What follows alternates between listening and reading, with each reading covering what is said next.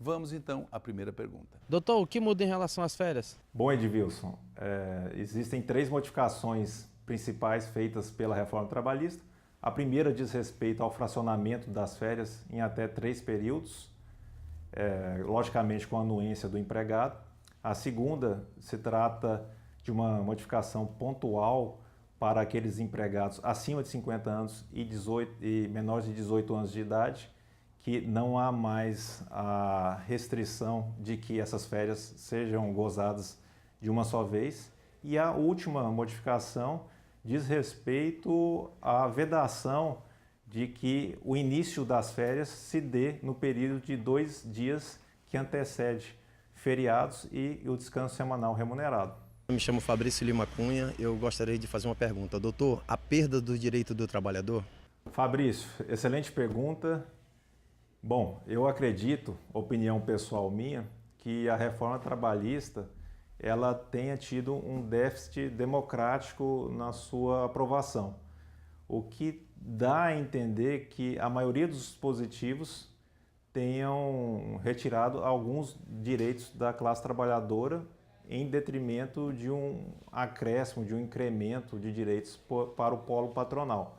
Mas, independentemente disso, acredito que não haverá extinção de direitos na questão dos contratos de trabalho em vigor, já que nós temos que observar tanto as tratativas do contrato de trabalho, bem como os direitos adquiridos ao longo dessa relação de emprego. Doutor, como é que ficará as horas extras e as renegociações das folgas? Bom, Diego, a Constituição Federal ela estabelece alguns limites para a jornada de trabalho. Um é o limite diário de 8 horas e o outro é o limite semanal de 44 horas. Caso haja o extrapolamento desses limites, é garantido um adicional por hora extra de no mínimo 50% superior à hora normal. E em relação às folgas, a reforma trabalhista trouxe algumas novidades, principalmente no estabelecimento de acordos de compensação de jornadas, os quais podem ser feitos de forma semanal, mensal, semestral e anual.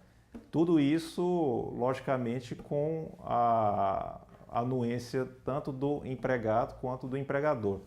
Nesses acordos de compensação de jornadas, é estabelecido o acréscimo do trabalho em alguns dias e a folga em um momento posterior, de acordo com a vontade das partes. Como é que faz para entrar na área de trabalho?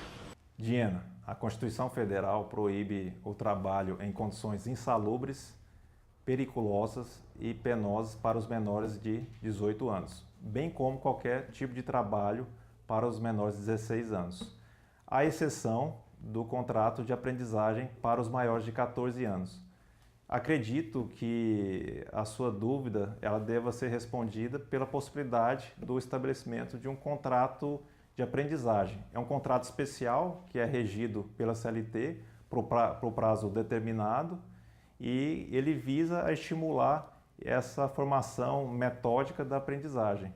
Então, como dica, eu repassaria a possibilidade de um contrato de aprendizagem no seu caso.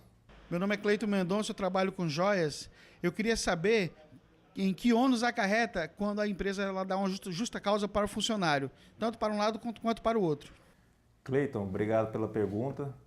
É uma questão bem recorrente na área trabalhista. Em relação ao seu questionamento, a falta grave é aquele ato faltoso do empregado que faz cessar a confiança da relação de emprego.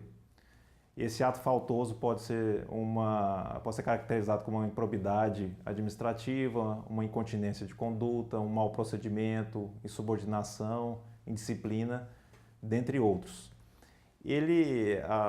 A justa causa ela ocasiona a perda de alguns direitos para o empregado, como, por exemplo, a perda do aviso prévio, das férias proporcionais, do 13º proporcional, da multa de 40% do FGTS, do saque do FGTS e, inclusive, da habilitação para o seguro-desemprego. Em relação ao polo patronal, acredito que o ônus que sobrecarrega o empregador é justamente a reposição no quadro desse empregado faltante, a reposição e a qualificação desse novo empregado. Quais são os meus direitos futuros como microempresário? Qual direito eu tenho? Francisco, excelente pergunta. Inclusive, em audiências trabalhistas, nós nos deparamos com essa situação. Eu acho que, na condição de microempresário, a melhor forma é o enquadramento e a formalização da sua atividade para a MEI, que é o microempreendedor individual, que é regulamentada pela Lei Complementar 128 de 2008. A vantagem dessa formalização da sua atividade como autônomo seria a instituição de um CNPJ, que poderia garantir para você a formalização de uma conta bancária, a concessão de alguns empréstimos especiais e, além do CNPJ, você teria garantido também a possibilidade de contratar um empregado registrado. Também você teria o direito de incluir a sua empresa, a de microempreendedor individual, no Simples Nacional, o que também garantiria a redução de alguns tributos ou a isenção de alguns tributos e o pagamento em guia única. E além disso, que eu acho bem vantajoso para o prestador autônomo que se enquadra na MEI, é o fato de ter uma proteção previdenciária, que seria a garantia de alguns benefícios previdenciários, como o auxílio doença, o auxílio maternidade, aposentadoria, dentre outros.